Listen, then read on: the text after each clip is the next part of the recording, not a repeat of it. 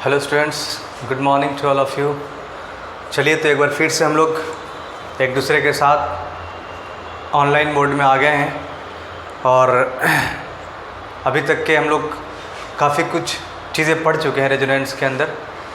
ठीक है, तो हम लोगों ने जितने टाइप का कॉन्जुगेशन हो सकता था हम लोगों ने पढ़ा और डिफरेंट टाइप्स ऑफ कॉन्जुगेशन में कैसे कैसे हम लोग रेजोनेटिंग स्ट्रक्चर ड्रॉ करते हैं हमने ये भी देखा था, है ना। फिर इसके बाद हम लोगों ने कुछ बातें की थी, ठीक है ना, related to how to draw the resonating structure. कुछ सवाल भी किए गए थे बोर्ड पे, कुछ आपको वर्क भी दिया गया था, बट कुछ डाउट थे बच्चे के, तो वो एक बार देख लेते हैं ना। इसी एक बच्चे का डाउट था कि यार सर अगर फ्री रेडिकल होता है तो फ्री रेडिकल वाले केस में हम कैसे रेजोनेटिंग स्ट्रक्चर ड्रॉ करते हैं, और साथ साथ रेजोनेंस, मेनली उनका डाउट था कि रेजोनेंस हाइब्रिड कैसे लिखते हैं। तो देखिए एक एग्जांपल के साथ आपको हम समझा देते हैं, इसके बाद आगे क्लास की तरफ बढ़ेंगे। जैसे मान लीजिए CH2 double bond CH single bond CH2 radical, ठीक है। रेडिकल को मान लो 1 नंबर, ये 2 नंबर, ये 3 नंबर। ये जो ट्रिक बताया गया था ना 1 2 3 ट्रिक, इसके हिसाब से बात कर रहे हैं। याद कीजिए हमने आपको बताया था 1 वाला शिफ्ट करके 3 पे आ जाता है, तो जो एटम है पहले उसको आप लिख दो। तो 1 पे क्या था रेडिकल, तो ये 3 पे आ जाएगा। ये 1 था, ये 2 है, ये 3 है, तो 1 वाला चीज़ शिफ्ट करके कहाँ जाएगा 3 नंबर वाले पे। और आपको बताया गया था कि जब कभी भी रेजोनेंस होता है तो रेजोनेंस होने के कारण डबल बॉन्ड सिंगल बॉन्ड बन जाता है और सिंगल डबल बन जाता है। तो ये सिंगल था तो ये डबल बन जाएगा, और ये डबल था तो ये सिंगल बन जाएगा, ठीक है। सवाल ये था आपका कि सर रेजोनेंस हाइब्रिड कैसे ड्रॉ करेंगे। देखिए रेजोनेंस हाइब्रिड ड्रॉ करने के लिए सबसे पहले सारे आइटम को लिख दो। देखिए एक बार डबल बॉन्ड यहाँ है ना, एक बार डबल बॉन्ड यहाँ है। देखो एक बार रेडिकल यहाँ आ रहा है और एक बार रेडिकल यहाँ आ रहा है। देखो चार्ज को कैसे दिखाते थे, याद है, प्लस को हम लोग पार्शियल दिखाते थे डेल्टा प्लस, नेगेटिव को डेल्टा माइनस। इसी तरह से इसको लिखेंगे डेल्टा रेडिकल और इसको भी डेल्टा रेडिकल। समझ में आई बात, ये डेल्टा रेडिकल और ये डेल्टा रेडिकल, ये इसका रेजोनेंस हाइब्रिड हो गया।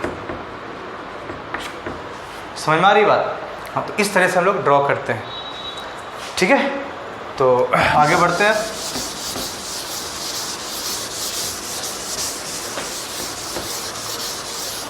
चलिए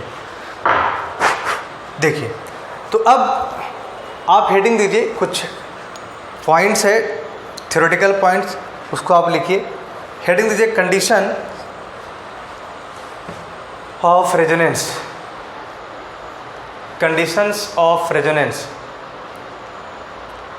लिखिए। फर्स्ट पॉइंट बना के लिखिएगा। Resonance take place only in that system, only in the system where the sp2 or sp members are present, where the sp2 or sp members are present. That means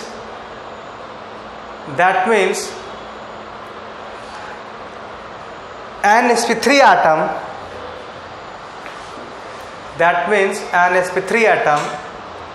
will not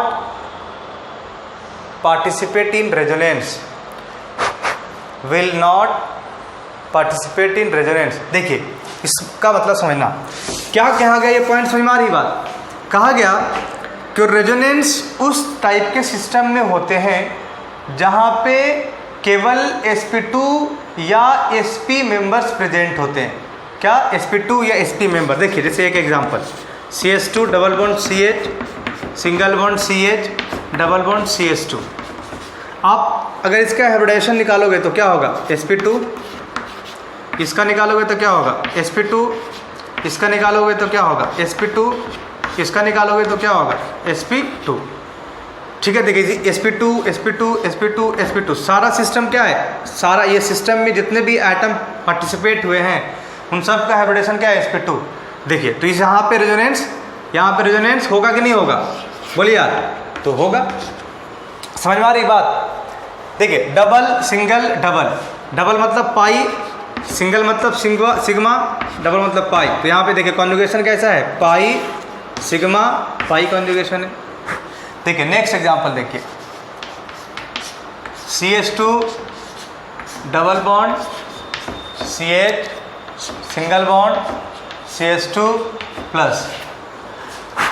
देखिए आप इसका hybridisation निकालना जानते हैं, sp2, इसका भी निकालना जानते हैं sp2, इसका भी क्या होगा sp2। देखो जिनको अगर किसी को हाइब्रिडेशन निकालने में दिक्कत हो तो वो भी बोल सकता है यार, ठीक है ना, कि सर हाइब्रिडेशन निकालना नहीं आता बताइए, ठीक है। तो अगर किसी के साथ प्रॉब्लम हो तो आप इसको चैट बॉक्स में अपना डाउट लिख देना। तो देखो sp2 sp2 sp2, अगर बात करें डबल बॉन्ड, डबल बॉन्ड में एक सिग्मा एक पाई, मतलब यहाँ पे पाई बॉन्ड, ये क्या है सिंगल है, सिंगल में क्या होता है सिग्मा, और ये पॉजिटिव चार्ज, ये क्या है पॉजिटिव चार्ज, ठीक है। यानी कॉन्जुगेशन कैसा है, पाई सिग्मा पॉजिटिव। देखो यहाँ पे कॉन्जुगेशन है, मैं देखो जब ये कॉन्जुगेशन है, हम उस कॉन्जुगेटेड सिस्टम का हम हर एटम का अगर हाइब्रिडेशन देख रहे हैं तो क्या है sp2 sp2 sp2 है ना, तो यहाँ पे भी रेजोनेंस होगा, ठीक है। देखिए CH2 double bond CH single bond CH2 single bond CH3, ऐसा, ठीक है। देखिए यहाँ पे क्या है sp2 है, यहाँ पे क्या है sp2 है, यहाँ पे क्या है sp3 है, यहाँ पे क्या है sp3 है। तो बोला गया कि एक वैसा सिस्टम जिसमें सारे मेंबर्स क्या हो sp2 या sp वाले होंगे, उन्हीं में रेजोनेंस होगा।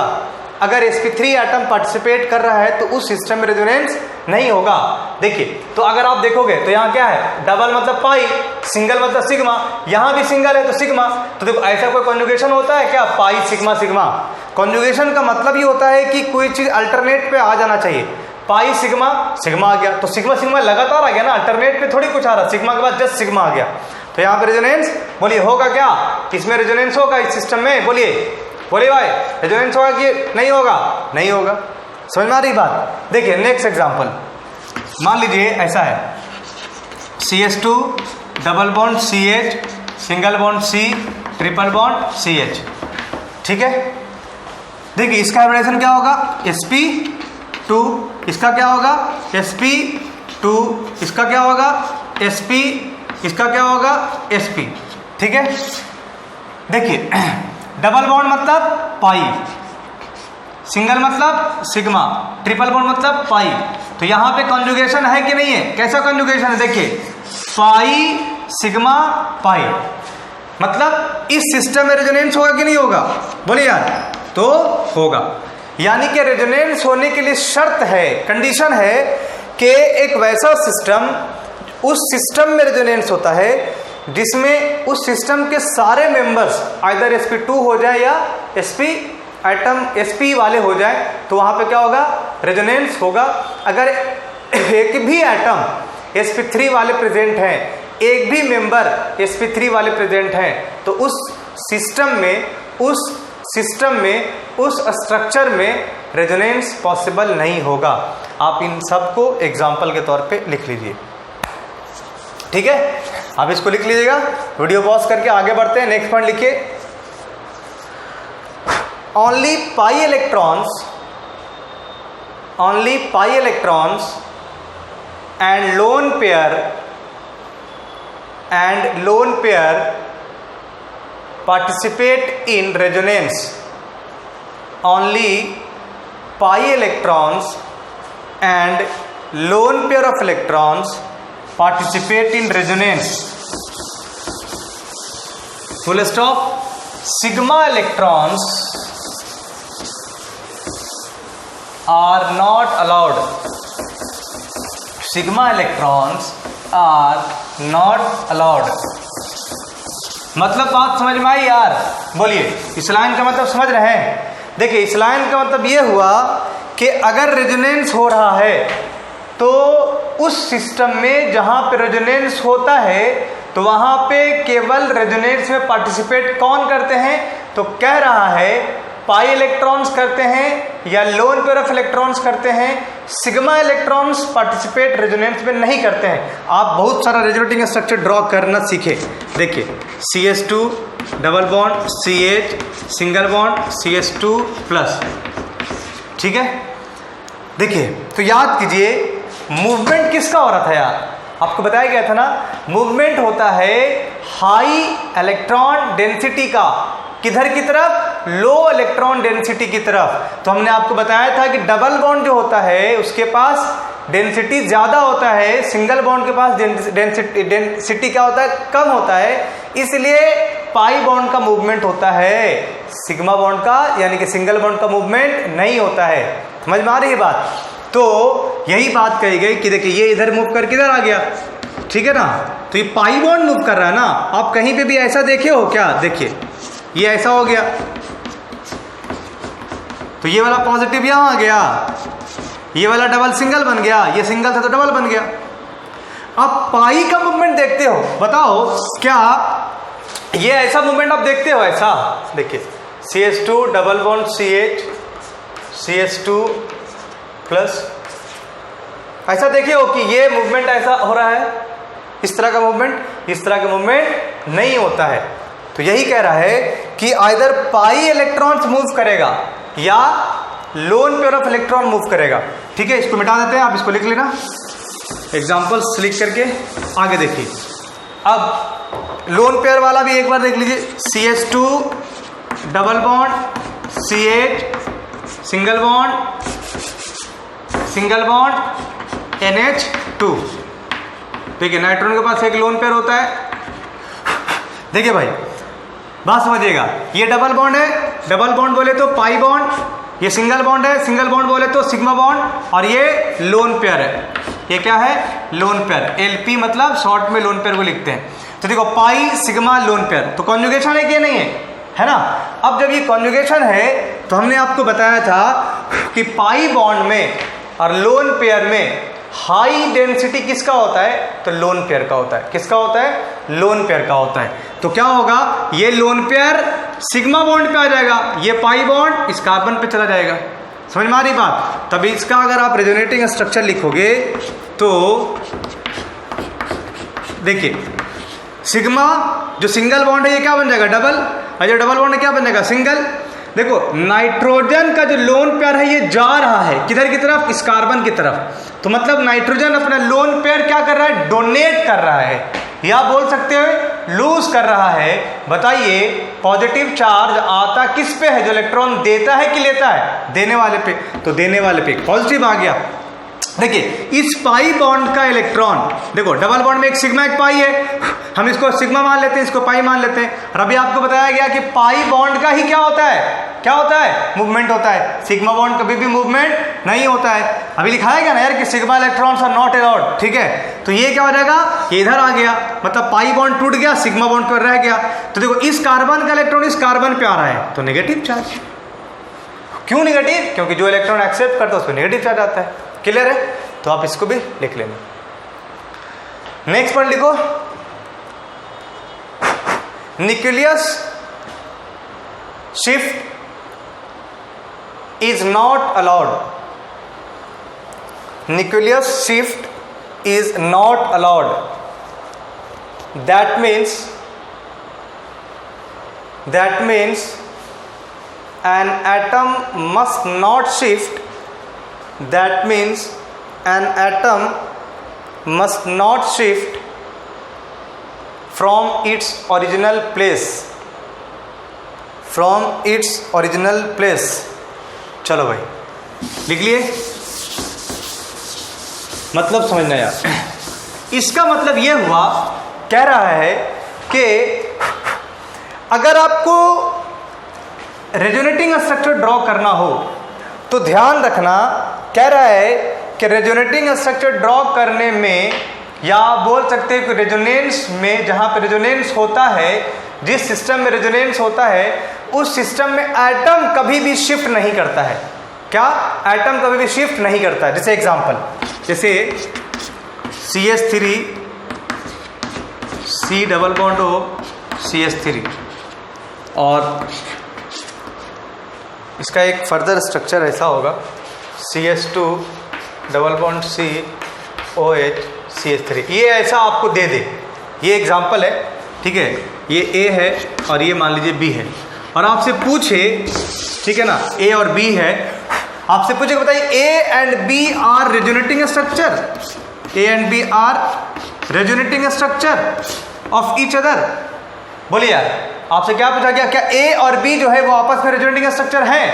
तो देखो याद करो, रेजोनेंस में कभी भी एटम का शिफ्टिंग नहीं होता है, कभी भी एटम का शिफ्टिंग नहीं होता है, यानी कि कोई भी एटम कोई भी न्यूक्लियर शिफ्ट नहीं करता है। बट यहाँ पे देखिए ना, यहाँ पे शिफ्ट हो गया कुछ, क्या देखो यहाँ पे CH3 था, यहाँ पे CH2 आ गया, यहाँ पे केवल O था, ये OH आ गया, मतलब यहाँ का जो 3H था, कितना H है, 3H, इस 3H में एक H का शिफ्टिंग हो गया, एक हाइड्रोजन यहां से उठ के ऑक्सीजन के पास चला गया। तो इस स्ट्रक्चर में अगर हम देखें तो किसका शिफ्टिंग हो रहा है, कौन शिफ्ट कर रहा है, एटम शिफ्ट कर रहा है, कौन शिफ्ट कर रहा है, एटम शिफ्ट कर रहा है। तो एटम का shifting not allowed in resonance, ठीक है, तो आप इसको भी लिख लेना कि A और B रेजोनेटिंग स्ट्रक्चर नहीं है, ठीक है, यानी कि ये अगर आपसे कोई पूछे कि क्या ये दोनों आपस में रेजोनेटिंग स्ट्रक्चर हैं, तो जवाब नहीं। आगे लिखिए,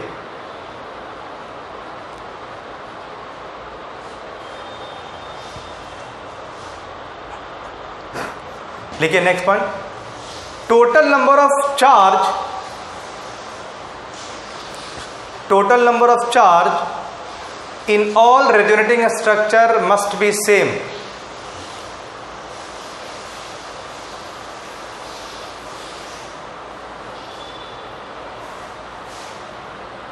Total number of charge in all resonating structure must be same। Charge जो होते हैं एक मॉलिक्यूल के, एक कंपाउंड के जितने भी रेजोनेटिंग स्ट्रक्चर बन रहे हो, उनमें सारे का क्या होगा, चार्ज क्या होना चाहिए, सेम। जैसे आपसे एक बात पूछा जाए कि बताइए CH2 double bond CH2 plus, क्या ये इसका रेजोनेटिंग स्ट्रक्चर है? ये दो ऐसा पूछा आपसे, कहता ये दोनों आपस में रेजोनेटिंग स्ट्रक्चर है, तो बोलिए है या नहीं है। देखो यहाँ पे एक पॉजिटिव है और इधर एक नेगेटिव आ गया, तो चार्ज सेम है यार, नहीं है ना, तो ये रेजोनेटिंग स्ट्रक्चर नहीं होगा। समझ में आ रही बात? यानी कि कह रहा है कि जितना भी रेजोनेटिंग स्ट्रक्चर आप बनाओगे किसी भी कंपाउंड का, उसमें सारे का रेजोनेटिंग जो चार्ज है वो क्या होना चाहिए, सेम होना चाहिए। जैसे एग्जांपल, एक दूसरा एग्जांपल लेते हैं, जैसे ये है CH2 double bond CH CH double bond CH CH2 plus, एक ऐसा रेजोनेटिंग स्ट्रक्चर है, फिर दूसरा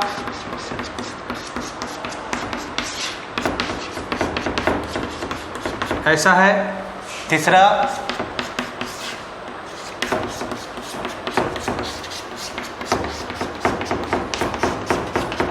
ठीक है, ये पहला है, ये दूसरा है, ये तीसरा है, और आपसे पूछा जा रहा है क्या बताइए ये तीनों आपस में रेजोनेटिंग स्ट्रक्चर हैं, बताइए। तो देखिए इन तीनों में क्या है, चार्ज सेम है, जितना चार्ज इस पे इतना ही चार्ज इस पे, इतना ही चार्ज इस पे है, ठीक है, तो ये आपस में क्या है, रेजोनेटिंग स्ट्रक्चर है। यानी कि रेजोनेटिंग स्ट्रक्चर में ऐसा नहीं हो सकता है कि अगर एक कंपाउंड का दो स्ट्रक्चर बन रहा हो, दोनों में चार्ज अलग अलग है, ये नहीं हो सकता है। यानी कि किसी भी कंपाउंड में जितने भी रेजोनेटिंग स्ट्रक्चर बन रहे हो, इन सबों में चार्ज जो है वो क्या होंगे, सेम होंगे, ठीक है। इसको भी लिख लेना आप।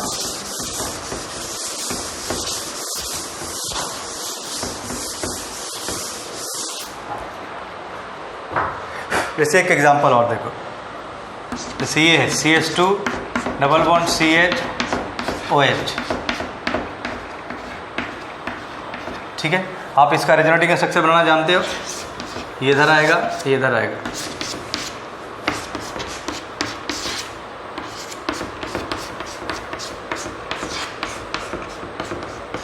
ठीक है, सारा कुछ आपको बताया हुआ यार, ध्यान दीजिए। इस पे चार्ज क्या है, इस पे चार्ज क्या है, बोलिए। कुछ नहीं है सर, न्यूट्रल है। इस पे चार्ज क्या है, 1 प्लस 1 माइनस, न्यूट्रल। तो both are the resonating structure of each other. समझ में आ रही बात? यानी कि रेजोनेटिंग स्ट्रक्चर होने के लिए चार्ज भी होने चाहिए क्या, सेम होने चाहिए। बात समझ में आ रही है? तो देखिए इसमें भी कोई चार्ज नहीं है, न्यूट्रल है। इसमें सर माइनस प्लस है ना, तो -1 प्लस ओवरऑल चार्ज क्या, नेट चार्ज 0, न्यूट्रल है। ठीक है, नेक्स्ट लिखिए, नेक्स्ट वन लिखो, total number of electrons in all resonating structure must be same. Total number of electrons in all resonating structure must be same. क्या बोला गया, total number of resonating structure must be, sorry, total number of electrons in all resonating structure must be same. ये देखिए, इसी का हम इसी example को ले लेते हैं, इसी को, ठीक है ना। तो आप इसमें अगर इलेक्ट्रॉन काउंट करोगे तो ध्यान दीजिए, या इससे चलो इससे आसान थोड़ा सा लेते हैं पहले, है ना, इसके बाद इसको कर लेंगे। थोड़ा एक आसान सा लेते हैं। चलिए, जैसे मान लीजिए अभी एक एग्जांपल लिखा गया था, CH2 double bond CH single bond CH double bond CH single bond CH2 plus. ये इसका सेकेंड रेजोनेटिंग स्ट्रक्चर ऐसा बनेगा। ये आपको बताया गया है बनाने के लिए, आप कंफ्यूज नहीं होना कि सर आप कैसे लिख रहे हो।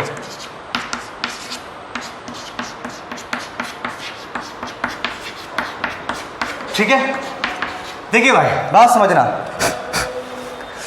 अब इन तीनों में ये जो 3 स्ट्रक्चर आपको दिख रहा है, 3 रेजोनेटिंग स्ट्रक्चर है ना यार, कह रहा है कि अगर किसी कंपाउंड में जितने भी नंबर ऑफ रेजोनेटिंग स्ट्रक्चर बन रहे हों, उन सारे में नंबर ऑफ इलेक्ट्रॉन्स क्या होने चाहिए, सेम होने चाहिए। बात समझ में आ रही है? अब देखो, हमको इसमें इलेक्ट्रॉन्स काउंट करना है, इसमें करना है, इसमें करना है, चार्ज तो सेम होना चाहिए। ये बात आपको अभी इससे पहले बताया गया। तो देखो, इस पे भी एक पॉजिटिव, इस पे भी एक पॉजिटिव, इस पे एक पॉजिटिव, सेम है ना यार, मतलब चार्ज सेम है। तो कह रहा है कि चार्ज सेम है, तो इससे सिर्फ नहीं होने वाला है, कह रहा है कि नंबर ऑफ इलेक्ट्रॉन्स भी क्या होने चाहिए, सेम होना चाहिए। अब एक बात करो, हम टोटल इलेक्ट्रॉन भी काउंट कर सकते हैं, लेकिन टोटल इलेक्ट्रॉन काउंट करने से कोई फायदा है क्या, आप बताओ यार। सिग्मा इलेक्ट्रॉन, जो सिग्मा बॉन्ड है, सिग्मा बॉन्ड जो है वो शिफ्ट करता है क्या, मतलब सिग्मा इलेक्ट्रॉन का मूवमेंट होता है क्या, यानी कि सिग्मा इलेक्ट्रॉन रेजोनेंस से पार्टिसिपेट करते हैं क्या, नहीं करते हैं। तो रेजोनेंस में सिग्मा बॉन्ड तो हमेशा रहेगा, थोड़ी वो कहीं जा रहा है, वो तो वहीं पे है ना यार, उसका मूवमेंट तो हो नहीं रहा है, तो वहीं पे मूवमेंट किसका हो रहा है। देखो यार, एक इंसान घर में पड़ा है, ठीक है ना, घर में ही है, वो कहीं जा नहीं रहा है, तो उसको एक्सीडेंट हो सकता है क्या, नहीं हो सकता है। बात समझ में आ रही है? एक आदमी है जो भाग दौड़ कर रहा है, वो बाहर जा रहा है, बाइक राइड कर रहा है या कार ड्राइव कर रहा है, तो उसकी पॉसिबिलिटी कि वो एक्सीडेंट उसकी हो सकती है, ठीक है ना। तो हमको अगर काउंट करना हो घर में कितने लोग हैं, तो जो घर में हमेशा रहता है उसको काउंट थोड़ी करेंगे, उसके बारे में थोड़ी सोचेंगे यार, उसके बारे में सोचो ना जो घर से हमेशा बाहर रहता है वो कैसा है, ठीक है। तो अगर वो सही है मतलब ऑल मेंबर्स आर फाइन, क्योंकि बाकी जो घर में है वो तो ही है। जो लोग बाहर जा रहे हैं, अगर बाहर में कुछ ऐसा कांड हुआ तो बाहर वाले की खबर लोगे पहले घर वाले की खबर लोगे, नहीं ना, घर वाला तो घर में है यार, बाहर वाले के बारे में पता करेंगे ना कि यार, क्योंकि प्रॉब्लम कहाँ हुआ, बाहर में हुआ है, जहाँ प्रॉब्लम हुआ वहाँ के बारे में खबर लेंगे, तो प्रॉब्लम बाहर में हुआ है तो बाहर वाले के बारे में पहले पता करो कि वो कैसा है। तो यहाँ पे भी सेम देखो, सिग्मा इलेक्ट्रॉन मतलब सिग्मा बॉन्ड का मूवमेंट होता है क्या, नहीं होता है। अभी आपको इससे थोड़ा देर पहले लिखाया गया कि only pi electrons and lone pair of electrons are participating in resonance या take part in resonance, sigma electrons are not allowed in resonance, है ना। तो देखिए, तो केवल पाई इलेक्ट्रॉन अगर काउंट कर लें, क्या करें, पाई इलेक्ट्रॉन काउंट कर लें, सिग्मा तो हमेशा रहेगा यार, सिग्मा कहीं थोड़ी जा रहा है, मूवमेंट किसका हो रहा है, पाई का। अगर पाई इलेक्ट्रॉन्स काउंट कर ले तो मेरा काम हो जाएगा। तो इसमें कितना पाई इलेक्ट्रॉन है, देखो कितना पाई बॉन्ड है, 1 और 1 2, यानी कि देखो 2 पाई बॉन्ड है ना। देखिए डबल बॉन्ड में 1 सिग्मा 1 पाई होता है, ये आप जानते हो, हमने बताया है। तो इसमें 1 पाई बॉन्ड, इसमें 1 पाई बॉन्ड, तो 2 पाई बॉन्ड, तो 2 पाई बॉन्ड में इलेक्ट्रॉन कितना, 4 इलेक्ट्रॉन्स, 4 पाई इलेक्ट्रॉन्स, देखो इसमें एक डबल और एक डबल, यहाँ भी दो डबल है, तो एक डबल में एक पाई था, दो डबल में दो पाई, दो पाई में कितना इलेक्ट्रॉन, 4 पाई इलेक्ट्रॉन्स, एक पाई दो पाई, यहाँ भी दो पाई, दो पाई में कितने इलेक्ट्रॉन्स, 4 पाई इलेक्ट्रॉन।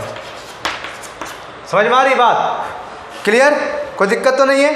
तो इसी के बारे में कह रहा था कि नंबर ऑफ इलेक्ट्रॉन्स क्या होना चाहिए, all resonating structure must be same. देखिए नेक्स्ट एग्जांपल एक अभी जो लिखा गया था, CH2 double bond CH OH, count उसको करना है जो मूव कर रहा है, ध्यान रखना। सबको काउंट करोगे, देखो सबको करोगे तो कोई दिक्कत नहीं, बात तो वही आएगी, तो सबको करेंगे तो ज़्यादा टाइम लगेगा ना यार, समझ में आ रही बात। तो उसको ना करो जो भाग दौड़ कर रहा है, जो घर में पड़ा उसको काउंट करने का कोई मतलब ही नहीं है। अब ध्यान दीजिए, आप अगर इसका रेजोनेटिंग स्ट्रक्चर देखोगे तो याद करो, ये इधर आएगा, देखो pi bond, sigma bond, lone pair, conjugation किसके बीच में है, पाई सिग्मा लोन पेयर। अब याद करो यहाँ पे पाई बॉन्ड भी हाई डेंसिटी वाला यानी कि हाई एनर्जी इलेक्ट्रॉन्स है, और लोन पेयर भी हाई एनर्जी इलेक्ट्रॉन्स है। और हमने आपको बताया था कि लोन पेयर और पाई बॉन्ड में ज़्यादा एनर्जेटिक कौन होता है, ज़्यादा एनर्जेटिक कौन होता है, तो कौन होता है, लोन पेयर। तो मूवमेंट किसका होगा, लोन पेयर का। तो देखो ये यहाँ आ जाएगा और ये जो पाई बॉन्ड है ये इस पर आ जाएगा, बात समझना। तो इसका जब आप रेजोनेटिंग स्ट्रक्चर लिखोगे तो ध्यान दो, CH2 CH OH, एक लोन पेयर तो पहले था तो रहेगा ही, ये वाला पार्टिसिपेट कर रहा है ना, तो ये तो रहेगा। अब ध्यान दीजिए, रेजोनेंस के कारण डबल बॉन्ड जो है सिंगल बन जाता है और सिंगल डबल, तो ये सिंगल था ये क्या बन जाएगा, डबल, ये डबल था ये क्या बन जाएगा, सिंगल। ये इलेक्ट्रॉन दे रहा है तो इसमें क्या आएगा, पॉजिटिव चार्ज, ये ले रहा है इलेक्ट्रॉन तो क्या आएगा, नेगेटिव चार्ज। देखो जिस किसी पर भी नेगेटिव चार्ज होता है उसका मतलब लोन पेयर होता है, मतलब ये क्या है, लोन पेयर है। समझ में आ रही बात, हमने पिछले क्लास में डिस्कस किया है इस बारे में, ठीक है ना, पिछले वाले क्लास में हमने डिस्कस किया है। अब ध्यान दीजिए, यहाँ पे कौन कौन मूव किया, एक तो ये मूव किया, ये एक मूव कर रहा है और ये वाला बॉन्ड मूव कर रहा है। कौन सा बॉन्ड, ये बॉन्ड, ये बॉन्ड तो मूव कर नहीं रहा, ये सिग्मा हमने मान लिया है, तो मूव कौन कर रहा है, ये वाला बॉन्ड मूव कर रहा है, ये वाला बॉन्ड मूव कर रहा है। यानी कि देखो एक बॉन्ड ये और एक लोन पेयर ये, तो जो मूव करता है, जो डीलोकलाइज करता है, जो डीलोकलाइज करता है उसको क्या बोलते हैं कि वही इलेक्ट्रॉन रेजोनेंस में पार्टिसिपेट कर रहा है। तो इसमें कितना इलेक्ट्रॉन, एक और एक दो, एक पेयर लोन का है, लोन पेयर ऑफ इलेक्ट्रॉन है, तो पेयर मतलब जोड़ा, दो इलेक्ट्रॉन, तो एक और एक दो, और एक बॉन्ड में दो इलेक्ट्रॉन होते हैं तो दो और दो चार, यहां भी कितना इलेक्ट्रॉन हो गया, 4 पाई इलेक्ट्रॉन्स, ठीक है। इसमें देखिए भाई, एक और एक दो, और इसके एक पाई बॉन्ड, देखो डबल बॉन्ड है ना, तो डबल में एक सिग्मा एक पाई होता है ना, तो एक सिग्मा है, ये वाला मान लो पाई है, तो देखो एक और एक दो, एक और एक दो, तो टोटल यहां भी कितना इलेक्ट्रॉन्स हो गया, पाई, 4 पाई इलेक्ट्रॉन्स। यानी कि शर्त है भाई कि अगर एक कंपाउंड का जितना भी रेजोनेटिंग स्ट्रक्चर बन रहा है तो उन सबों में नंबर ऑफ पाई इलेक्ट्रॉन्स यानी कि नंबर ऑफ इलेक्ट्रॉन्स सेम है, होना चाहिए।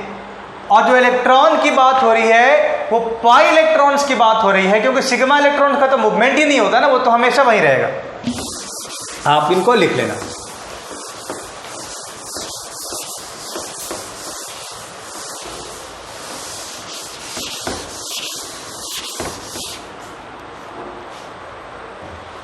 ठीक है, आगे बढ़ते हैं, थोड़ा 1 मिनट रुकिए।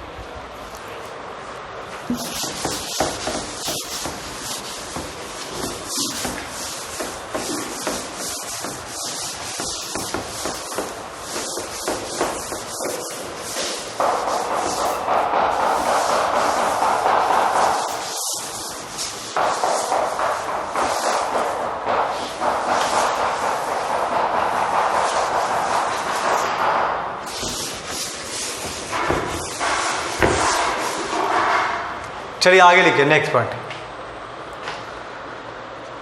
In case of free radical, in case of free radical, in case of free radical, bracket में लिखिए unpaired electrons,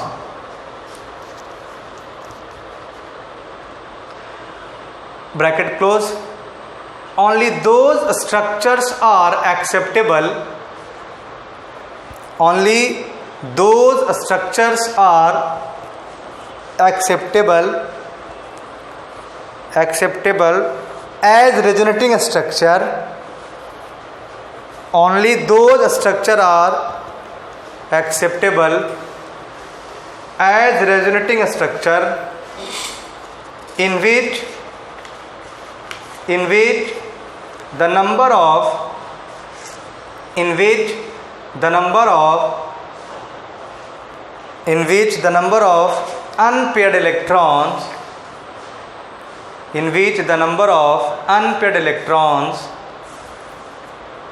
unpaired electrons are same।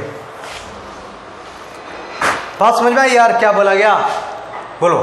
बोला गया कि in case of free radical के केस में जहां पे अनपेयर्ड इलेक्ट्रॉन होता है, उस स्ट्रक्चर को as a resonating structure accept किया जाता है, ठीक है ना? उस स्ट्रक्चर को as a resonating structure accept किया जाता है जिसमें नंबर ऑफ अनपेयर्ड इलेक्ट्रॉन क्या हो? सेम है। जैसे देखिए फॉर एग्जांपल, जैसे CH2 है, डबल बॉन्ड है, CH है, डबल बॉन्ड है, CH है, CH2 रेडिकल है।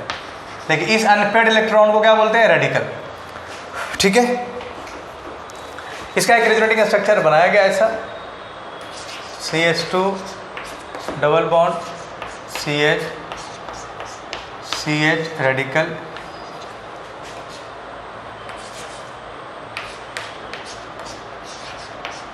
ठीक है। एक RS बनाया गया इसका ऐसा,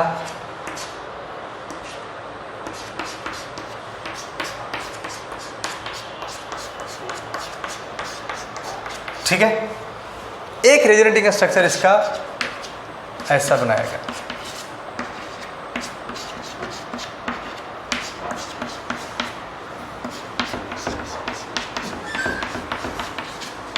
ठीक है। इसको A मान लो, इसको B मान लो, इसको C मान लो और इसको D मान लो। ध्यान दीजिए भाई, A एंड B क्या आपस में रेजोनेटिंग स्ट्रक्चर है? सवाल ये है। देखिए अनपेयर्ड इलेक्ट्रॉन इसमें कितना? एक। B में भी अनपेयर्ड इलेक्ट्रॉन कितना? एक। तो इसको क्या बोलेंगे?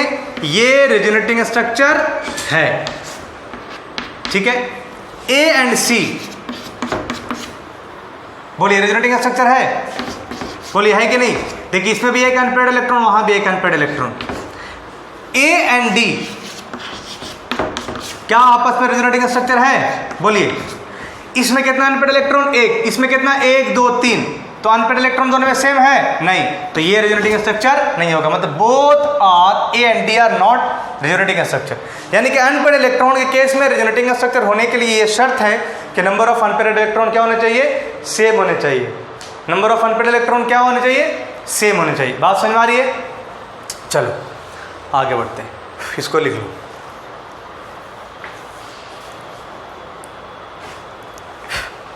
नेक्स्ट पॉइंट लिखो, those structures are not permissible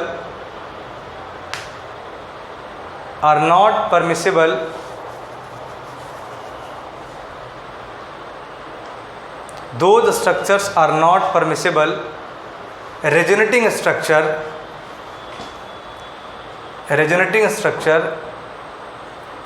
in which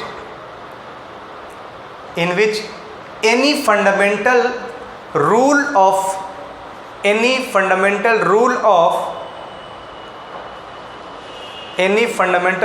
of structure writing is violated. Any fundamental rule of structure writing is violated.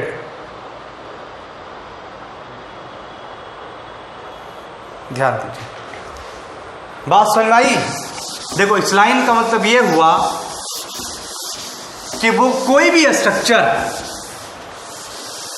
हम लोग रेजोनेटिंग स्ट्रक्चर उसको नहीं, वो हम लोग मान सकते हैं या मानते हैं जो किसी भी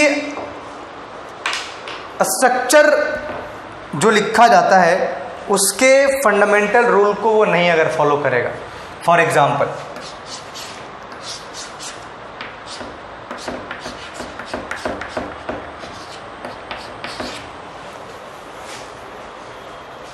ऐसा पूछा, आपसे पूछा जाए क्या ये रेजोनेटिंग स्ट्रक्चर है, ऐसा ध्यान दीजिए।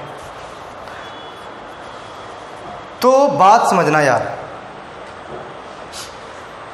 ये एक ऐसा स्ट्रक्चर है, देखिए आपको दिख रहा है डबल सिंगल डबल, लगना चाहिए लग रहा आपको कि यार इसमें तो बिल्कुल कॉन्जुगेशन में है कि नहीं।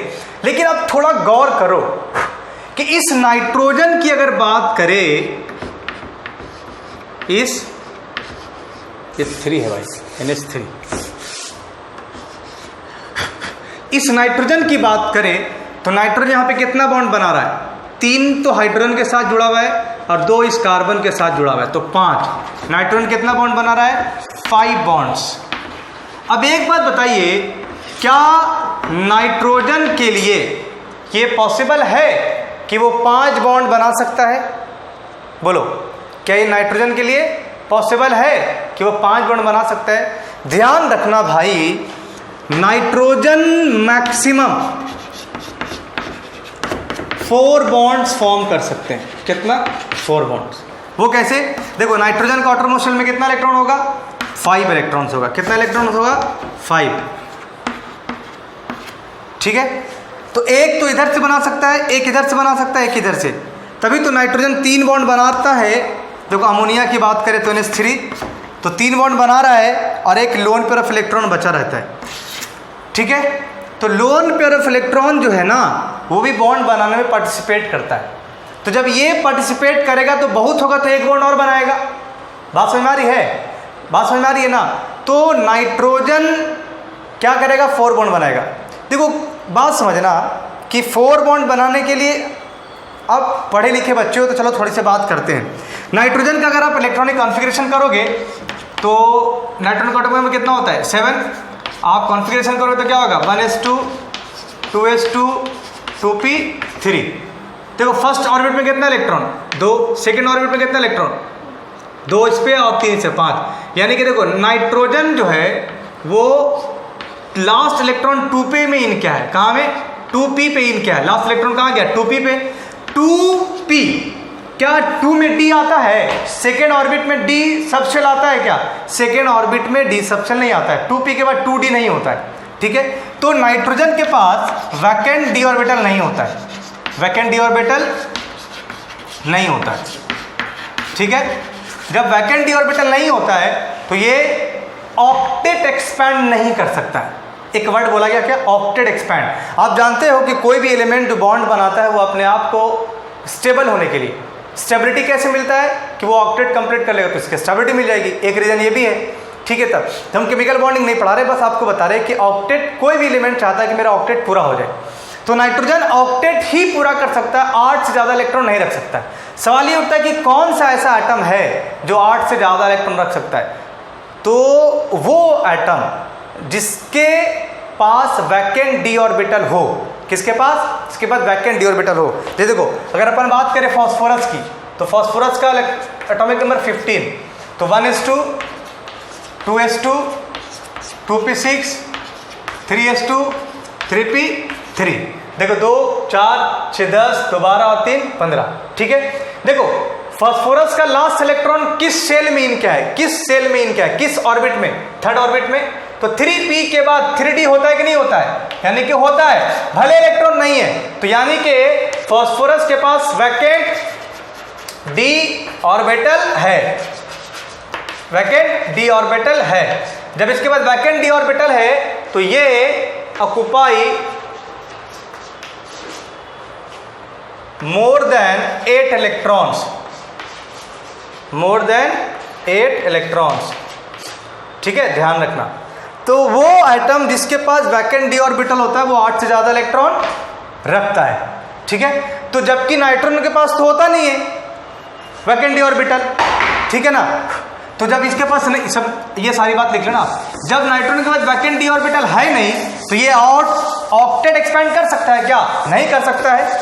ऑक्टेट एक्सपैंड वही कर सकता है, एक्सपैंड मतलब वो एटम 8 से ज्यादा इलेक्ट्रॉन रख सकता है जिसके पास वैकेंट डी ऑर्बिटल होता है। वैकेंट डी ऑर्बिटल किसके पास होता है? जो थर्ड शेल में लास्ट इलेक्ट्रॉन इन कर जाए। कहां? थर्ड शेल में जिसका लास्ट इलेक्ट्रॉन इन कर जाएगा वो क्या होगा? उसके पास वैकेंट डी ऑर्बिटल होगा। तो नाइट्रोजन बहुत होगा तो 4 बॉन्ड बनाएगा, ठीक है। तो इसको रेजोनेटिंग स्ट्रक्चर हम लोग कंसीडर नहीं करते, ठीक है। बात समझ में आ रही है?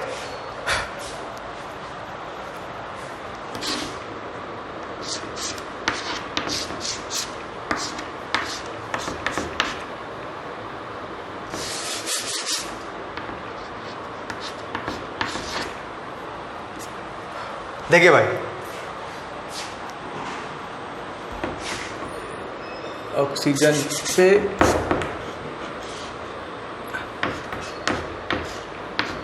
ऐसा आपसे पूछा जाएगा क्या ये रेजोनेटिंग स्ट्रक्चर है? बताइए। Same logic. देखो ऑक्सीजन अगर बात करें तो ऑक्सीजन का एटॉमिक नंबर कितना इलेक्ट्रॉन, मतलब ऑक्सीजन का एटॉमिक नंबर कितना? 8। इलेक्ट्रॉनिक कॉन्फ़िगरेशन करोगे तो 1s2 2s2 2p4। Last electron कहाँ इन कर रहा है? सेकंड में। कहाँ इन कर रहा है? सेकंड में। जब ये सेकंड में इन कर रहा है तो इसके पास क्या वैकेंट डी ऑर्बिटल है? सेकंड वाले के पास वैकेंट डी ऑर्बिटल नहीं होता है दोस्त, ध्यान रखना, क्योंकि 2p के बाद 3s आ जाता है, 2d थोड़ी होता है। इसके पास वैकेंट डी ऑर्बिटल नहीं है तो ऑक्टेट एक्सपैंड करेगा यार, ऑक्टेट एक्सपैंड करेगा ये, बोलिए ऑक्टेट एक्सपैंड करेगा? नहीं करेगा। यानी कि ऑक्सीजन 8 इलेक्ट्रॉन से ज़्यादा नहीं रख सकता है आउटरमोस्ट शेल में। अब यहाँ पे अगर आप देखोगे तो ऑक्सीजन कितना बॉन्ड बना रहा है? देखिए, एक इधर से, एक इधर से और 2 इधर से, ठीक है। और इसके पास एक लोन पेयर भी है। कितना क्या है? लोन पेयर भी है।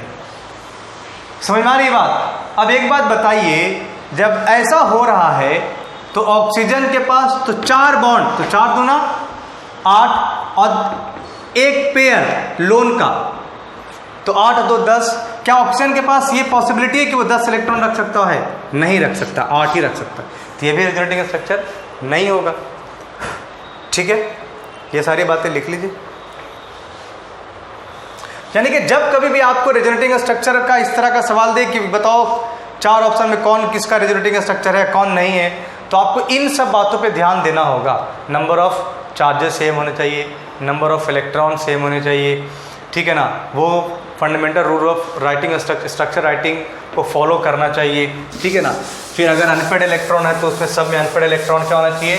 सेम होना चाहिए, ठीक है ना। फिर एटम कभी भी शिफ्ट नहीं करता है रेजोनेटिंग स्ट्रक्चर में, इस बात को ध्यान रखना है, ठीक है ना।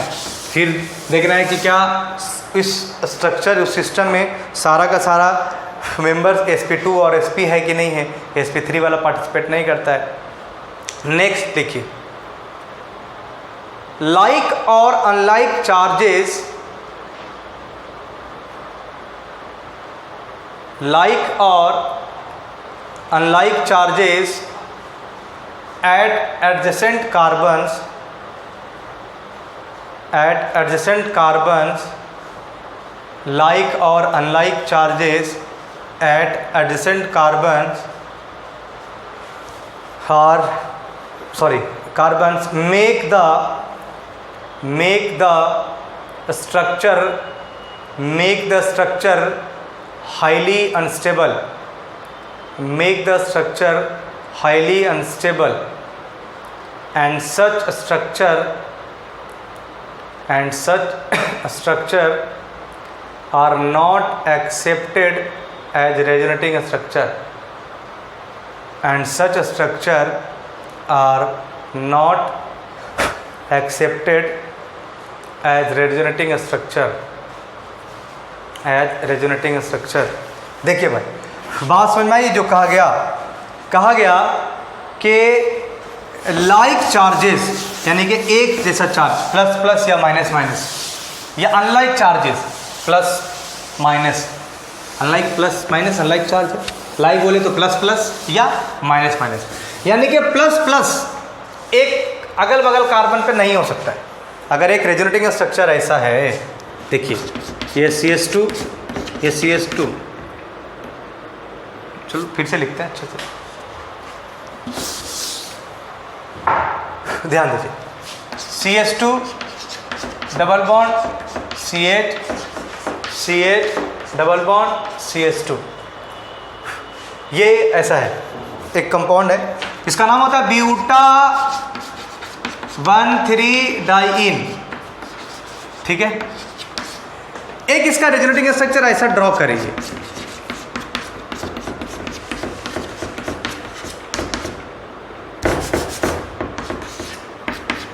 ठीक है। देखिए कह रहा है, अभी जो थ्योरी लिखाया गया, अभी जो पॉइंट लिखाया गया, वो पॉइंट कह रहा है कि अनलाइक चार्जेस या like charges at adjacent carbons are not acceptable as resonating structure, ठीक है। तो देखो प्लस माइनस अगल बगल कार्बन पर नहीं होने चाहिए, इसको रेजोनेटिंग स्ट्रक्चर कंसीडर नहीं किया जाता है। क्यों नहीं किया जाता है, बात समझना। देखिए जैसे ये है CH2 डबल बॉन्ड CH2, अब देखो ये डबल बॉन्ड है ना यार, इसको ब्रेक करने के लिए आपको क्या करना पड़ेगा, एनर्जी देना पड़ेगा, एनर्जी देना पड़ेगा। तो एनर्जी दोगे तो ये ब्रेक कर जाएगा ऐसा, माइनस प्लस। अब देखो अगर माइनस प्लस एडजेसेंट कार्बन पर है, क्या माइनस प्लस अगर एडजेसेंट कार्बन पर है, तो देखो प्लस माइनस को अगर आप जस्ट एडजेसेंट पे लाते हो तो इसका टेंडेंसी है कि वो फटाफट बॉन्ड बनाएगा, क्योंकि प्लस और माइनस के बीच में क्या होता है, अट्रैक्शन होता है। और ये दोनों बहुत बगल में आ गया, बहुत पास में आ गया, तो बॉन्ड बना लेगा। अगर ये बॉन्ड बना लेगा तो ये ऐसा हो जाएगा ना यार, ये ऐसा थोड़ी रहेगा, तो फिर ऐसा हो जाएगा। लेकिन फिर भी अगर वो प्लस माइनस शो कर रहा है, दैट मीन्स बॉन्ड बना रहा है कि नहीं बना रहा है, नहीं बना रहा है। यानी बात समझना, आप इसको क्या कर रहे हो, इसका टेंडेंसी है, नेचर है कि बॉन्ड बनाना चाह रहा है, लेकिन आप फिर भी आप उसको बॉन्ड बनाने नहीं दे रहे हो। मतलब आप उसका आप क्या कर रहे हो, एनर्जी दे करके रोके हुए हो ना कि बॉन्ड नहीं बनाए। तो किसी भी सिस्टम में अगर आप एनर्जी देते हो तो वो सिस्टम क्या होता है, अनस्टेबल होता है, ठीक है। इसीलिए कहा गया कि एडजेसेंट कार्बन पर लाइक चार्जेस या अनलाइक चार्जेस एक्सेप्टेबल नहीं होता। एक स्ट्रक्चर ऐसा आपको दे दे बना के,